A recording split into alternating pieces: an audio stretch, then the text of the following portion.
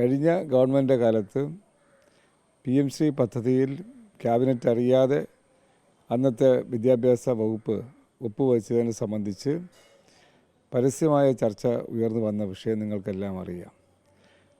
ആ നിലപാടിൽ ആ തീരുമാനത്തെ ശക്തമായി എതിർക്കുകയും ആ തീരുമാനം മരവിപ്പിക്കുന്ന നിലപാട് സ്വീകരിക്കുകയും ചെയ്തു. ആ കുടിശ്ശിക കിട്ടുന്ന ന്യായം പറഞ്ഞുകൊണ്ട് പദ്ധതി നടപ്പാക്കാൻ പാടില്ലെന്നുള്ള നിലപാടാണ് CPI അന്ന് ഉയർത്തിയത്. സംസ്ഥാനത്ത് PM-ശ്രീ പദ്ധതി നടപ്പിലാക്കുന്നതുമായി ബന്ധപ്പെട്ട് ചർച്ചകൾ വീണ്ടും പുരോഗമിക്കുകയാണ്. ഈ പദ്ധതി ആദ്യമായി നടപ്പിലാക്കരുതെന്ന് ആവശ്യമുന്നയിച്ച MLA കൂടിയായിട്ടുള്ള GR അനിൽ നമുക്കൊപ്പം ചേരുന്നുണ്ട്. അന്ന് അങ്ങ് മന്ത്രി കൂടിയായിരുന്നു. ഈ പദ്ധതി വലിയൊരു എതിർപ്പാണ് ആദ്യമായി മുന്നോട്ട് വെച്ചത്. ഇത് പ്രത്യേകിച്ചും BJPയുടെ രാഷ്ട്രീയ അജണ്ട ഇതിന് പിന്നിലുണ്ടെന്ന് പറയുകയുണ്ടായി. ഇപ്പോൾ വീണ്ടും N ശംസുദ്ദീൻ കഴിഞ്ഞ ദിവസം പറയുന്നത് ഇത് LDF സർക്കാർ ഒപ്പുവെച്ച ഒരു പദ്ധതിയാണ് എന്നുള്ളതാണ്. PM-ശ്രീ പദ്ധതിയെ രാജ്യത്തൊട്ടാകെ ഇടതുപക്ഷ പാർട്ടികൾ ശക്തമായി എതിർത്തിരുന്ന ഒന്നാണ്. അതിൻ്റെ ഭാഗമായിട്ടാണ് ഇടതുപക്ഷ നിലപാട് ഉയർത്തിപ്പിടിക്കാൻ കമ്മ്യൂണിസ്റ്റ് പാർട്ടിയുടെ പ്രതിനിധികൾ അത് എതിർക്കപ്പെടണമെന്നുള്ള തീരുമാനത്തിലേക്ക് എത്തിയത്. ഇത് സംബന്ധിച്ച് കമ്മ്യൂണിസ്റ്റ് പാർട്ടി അതിൻ്റെ നിലപാട് ആദ്യം മുതൽ തന്നെ എതിർക്കപ്പെട്ട നിലപാട് തന്നെയാണ്. ഒരു ഘട്ടത്തിലും അതിനെ അനുകൂലിക്കുന്ന ഒരു ചാഞ്ചാട്ട നിലപാട് സ്വീകരിച്ചിട്ടില്ല. പാർട്ടി സംസ്ഥാന സെക്രട്ടറി സഖാവ് ബിനോയ് വിശ്വൻ തന്നെ വീണ്ടും ഇത് വ്യക്തമാക്കിയിട്ടുണ്ട്.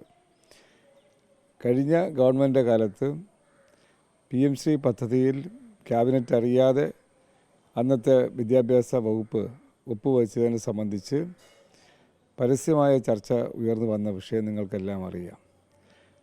ആ നിലപാടിൽ ആ തീരുമാനത്തെ ശക്തമായി എതിർക്കുകയും ആ തീരുമാനം മരവിപ്പിക്കുന്ന നിലപാട് സ്വീകരിക്കുകയും ചെയ്തു. അതുകൊണ്ട് കഴിഞ്ഞ ഗവൺമെൻറ് തലയ്ക്ക് കെട്ടിവെച്ച് അതിൽ നിന്ന് ഇത്തവണ പുതിയ ഗവൺമെൻറ്റിന് UDF സർക്കാരിന് അത് നടപ്പാക്കാമെന്ന് ശ്രമിക്കുകയാണെങ്കിൽ അത് അവരുടെ ഇരട്ടത്താപ്പിൻ്റെ ലക്ഷണമാണെന്നാണ് എനിക്ക് സൂചിപ്പിക്കാനുള്ളത്. ശംസുദ്ദീൻ പറയുന്നത് LDF സർക്കാർ ഒപ്പുവെച്ച ഒരു പദ്ധതി ആ സർക്കാരിൻ്റെ തുടർച്ചയാണ് ഈ സർക്കാർ എന്ന് പറയുകയാണ്. അതുകൊണ്ട് തന്നെ രാഷ്ട്രീയമായിട്ടുള്ളൊരു തീരുമാനം UDF എടുക്കുമെന്ന് പറയുന്നു. പക്ഷേ സിൽവർ ലൈൻ പദ്ധതി റദ്ദ് ചെയ്ത ഒരു സർക്കാരിന് എന്തുകൊണ്ട് PM-ശ്രീയിൽ വ്യക്തമായിട്ടുള്ള നിലപാടെടുക്കാൻ കഴിയുന്നില്ല? ലീഗ് അടക്കമുള്ളവർ മൗനം പാലിക്കുകയാണ്. അതാണ് ഞാൻ പറഞ്ഞ അവരുടെ ഇരട്ടത്താപ്പ്. കഴിഞ്ഞ തെരഞ്ഞെടുപ്പിൽ LDF-നെതിരായും LDF നേതാക്കന്മാർക്കെതിരായും BJP ബന്ധം വരെ ആരോപിച്ചത് ഈ മുസ്ലിം ലീഗും അതുപോലെ തന്നെ UDF-ഉമായിരുന്നു. അതെല്ലാം മറന്നുകൊണ്ട് അത് LDF ഗവൺമെൻറ് തലയിൽ കെട്ടിവെച്ച് അതിൻ്റെ മറവിൽ നടപ്പാക്കാമെന്ന് ശ്രമിക്കുകയാണെങ്കിൽ അത് കേരളത്തിലെ ജനങ്ങൾ അംഗീകരിക്കില്ല എന്നതാണ് എനിക്ക് സൂചിപ്പിക്കാനുള്ളത്.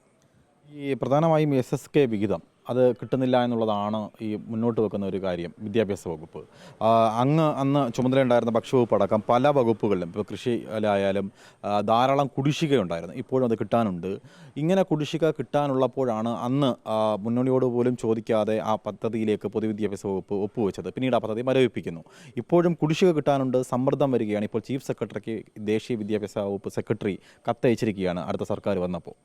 അത് എല്ലാ വകുപ്പുകളിലും, വിദ്യാഭ്യാസ വകുപ്പിൽ മാത്രമല്ല, ആരോഗ്യ മേഖലയിലാണെങ്കിലും കൃഷി വകുപ്പിലാണെങ്കിലും സിവിൽ സപ്ലൈസ് വകുപ്പിലാണെങ്കിലും കേന്ദ്ര ഗവൺമെൻറ്റുമായി ബന്ധപ്പെട്ട പദ്ധതികൾ സംയുക്തമായി നടപ്പാക്കുന്ന എല്ലാ പദ്ധതികളുടെയും കുടിശ്ശിക വലിയ തോതിൽ കിട്ടാനുണ്ട്.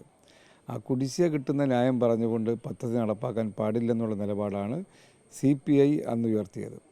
അതുകൊണ്ട് തന്നെ അന്ന് ഒപ്പുവെച്ച പദ്ധതിയെ സംബന്ധിച്ച് മരവിപ്പിക്കാനും അതുമായി മുന്നോട്ട് പോകേണ്ടതില്ലെന്നും ക്യാബിനറ്റിൻ്റെ തീരുമാനം തന്നെ കൈക്കൊള്ളുകയുണ്ടായി.